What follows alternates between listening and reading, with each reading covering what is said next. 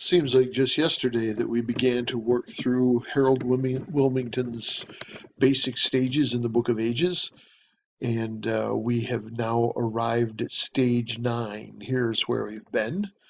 We had the creation stage, the patriarchal stage, the Exodus stage, the conquest stage, the judges stage, the United Kingdom stage, the divided, or Harold Wilmington calls it the chaotic kingdom stage, the captivity stage, or the exile, and now we're here to the return stage. And it seems to me what's been evident along the way is that God has been protective, He has been sovereign, He has been faithful to His people, while His people have not always been faithful to Him. In fact, that's something that Daniel was praying about at the end of the 70-year captivity. He was praying that would God still accomplish the promise that he had given, that the 70-year captivity would end and that they would be released to go back. Daniel was praying and recognizing that Israel as a people was not yet turned in their hearts to serving and loving God as a nation. And so Daniel wondered if God would turn his back. Well, now we see the completion of the promises. God is faithful to his promises even when God's people are not always faithful to him. And so that's the return stage. And we get a chance to watch God move heaven and earth, move the hearts of emperors to restore his people as he has promised. It's actually a pretty incredible thing to think that God had in history planned for a King Cyrus to release his people and to send them back. And that's exactly what happened. So the return of the stage begins with the decree of Cyrus. In the first year that Cyrus is king after the fall of Babylon, it says that Cyrus chooses to release God's people to return to their ancient home. So the return stage includes that initial decree. It includes Esther, as we've said. Esther seems like it ought to be in the captivity stage, and in some senses it is because they are away from their homeland. But it's dated during the time of the return, so not all the Jews returned to Jerusalem, returned to Judah in order to rebuild. Some stayed either for profit or for working in government or some other purpose. We might call those the secular Jews that remained in Persia, and we know what happened there. Secular doesn't mean godless, because we have the great story of Esther in which she is willing to trust God for the future of her people. So Jews in the return were endangered by the events taking place in Esther with Haman, and Esther's faithfulness protects the Jews that are back in Jerusalem. Then in the return stage, we have the rebuilding of the temple, and we'll talk about that as we look at Ezra for a little bit. We have the rebuilding of the walls of Jerusalem and how that was accomplished in miraculous fashion by Nehemiah. We're going to talk just briefly about the subject of intermarriage, because it comes up when the Jews return to the land. Will they remain a distinct people, or will they compromise, and this whole experiment of people trusting God and following him, will it be watered down and washed out by syncretism with the peoples around them?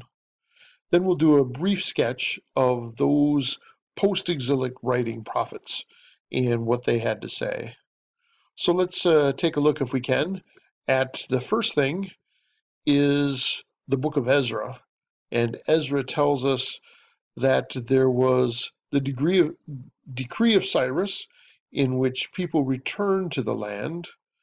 Once they got back to the land, there was some real opposition. In fact, the building of the temple was put on hold for a while, and through the reign of Cyrus up to them checking with the king Artaxerxes and finding that Cyrus really had put out a decree like that. And so Artaxerxes follows through on the decree of Cyrus. We remember from the book of Daniel that the laws of the Medes and the Persians cannot be changed. And in this case, finding what Cyrus had decreed makes it incumbent, and perhaps Artaxerxes is willing as well, to follow through on the demands that Cyrus had initially decreed. And as a result, the temple in Jerusalem, now called Zerubbabel's temple because of Zerubbabel, one of the chief fashioners in repairing and restoring the temple. This is the second temple that Israel has had, and while it might pale in comparison to Solomon's temple, it was a restoration of their identity as the people of God, and restoring sacrifice, restoring worship, restoring fellowship with God. So Ezra tells that story for us. Nehemiah tells the story of the rebuilding of the walls around the city. Uh, a large city in the ancient world that doesn't have a wall is a sitting duck, a target for any people around who wish to do the people of that city harm. And so Nehemiah is grieved over the fact that while the temple is being restored, the walls of the city have not been touched. And as a result, it is a laughing stock in the communities around. And so the king offers to send Nehemiah. Nehemiah receives favor from the king, and Nehemiah returns to Jerusalem to see what he can do to remedy the situation of the walls. And it's interesting to listen to as you read through the book of Nehemiah, watches the way he leads in the completion of this project, because there's a whole lot of mocking.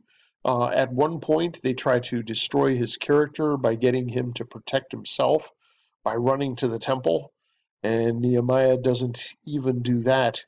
He stands firm, stands faithful, careful in the directions of encouraging the people and finishing the wall.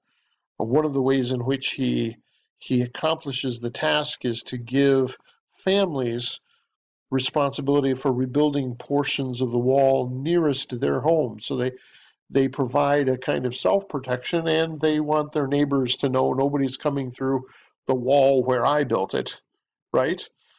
And when there's threats, they work on the wall with a sword in one hand and a trowel in the other. It's a good picture of trying to accomplish something for God in the midst of opposition, a sword in one hand and a trowel in the other. Well, the wall is completed in 52 days. Nehemiah records the words that their enemies perceived that this work had been accomplished with the help of our God. It was a miraculous thing, and it put the enemies and their opposition to flight and caused them to fear, and it brought safety and security to God's people as God comes to their aid in the rebuilding of the wall.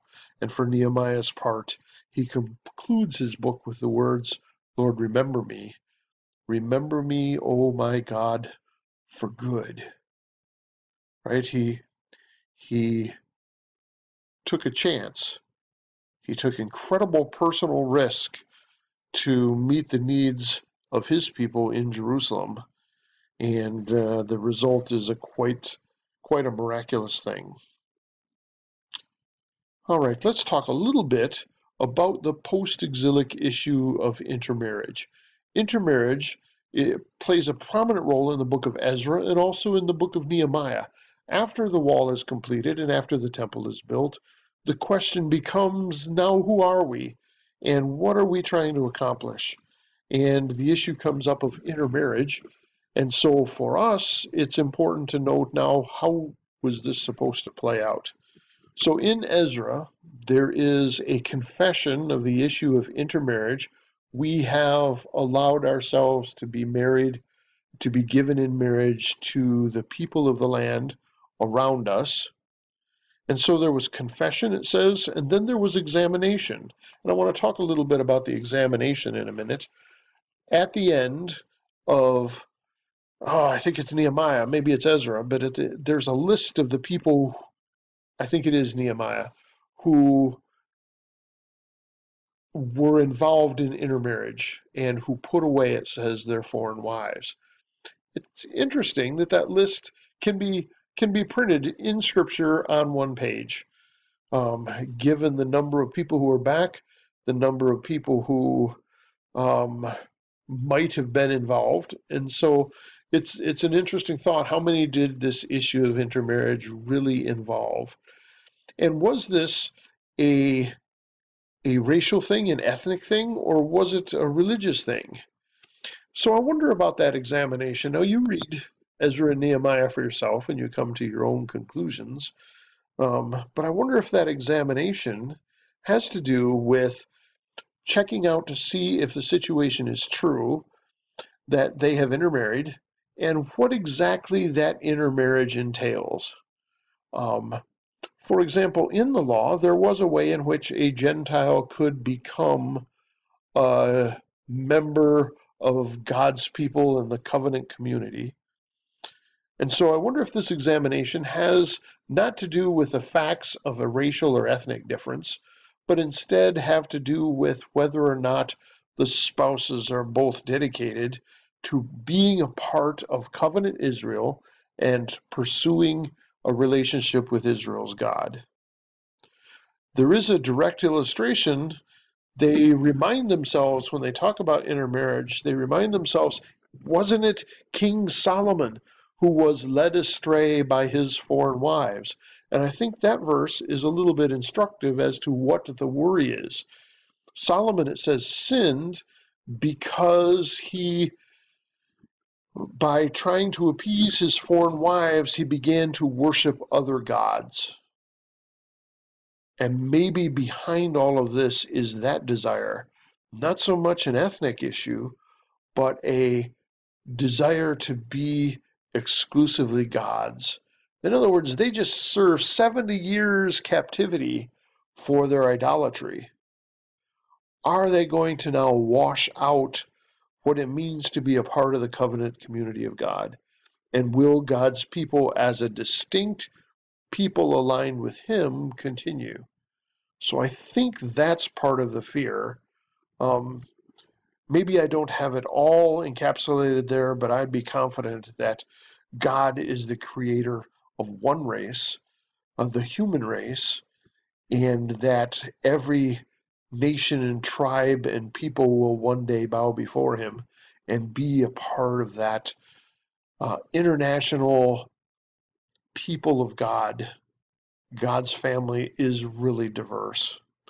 And so I would think that the driving force behind what's happening in Ezra and Nehemiah with regard to intermarriage, the driving force is how serious God takes it, that we do not yoke ourselves as believers with unbelievers in the serious relationship of marriage. All right, so there we go. So what have we got? We've got Ezra, we've got Nehemiah. Let's talk a little bit about the post-exilic prophets. Haggai has 4 sermons, and again, he's sort of like the post-exilic cheerleader for getting God's temple completed, and that God is sovereign and he will aid us, but the work of the people will be necessary for its completion. So there's Haggai. And then Zechariah, there are 8 night visions at the beginning, then a whole description of what it means for the return of the king and the accompanying restoration of God's people. So Zechariah looks to the future of what's coming, even beyond the nativity, to what is yet future. And then the last book, probably contemporary with Haggai and Zechariah, but perhaps not only the last book in the New Testament, or the last book in the Old Testament, but also perhaps the latest in dating is Malachi. And for this, we'll say that the return stage closes with Malachi challenging the half-heartedness of God's people. They may have had idolatry driven out of their system so that they no longer worship the idols of the land around them, but they are still in danger of courting a dead orthodoxy. In Malachi, he complains, "What kind of offering are you bringing me? Are you zealous to make this a pure offering, or are these offerings marred in some way? Is your worship real or half-hearted?" So that's the issue, that the things that are happening in the post-exilic period, which we're calling the return stage. One note before we get on to the next stages in Dr. Wilmington's scheme, we want to talk a little bit about the intertestamental period, because there are questions. The way the story leaves us at this point, the Persians are in charge. Zerubbabel's temple has been built, the second temple. There has been opposition to the Jewish cause. And what's going to happen now? Because when we open the New Testament, the Persians are not in charge, the Romans are. Zerubbabel's temple is not the temple of the New Testament, Herod's temple is. And then there has been, who are the Pharisees? Who are the Sadducees? Right? And what is this about worshiping in synagogues? So all of that, we have to explain how the scene changes, how history shifts along the way.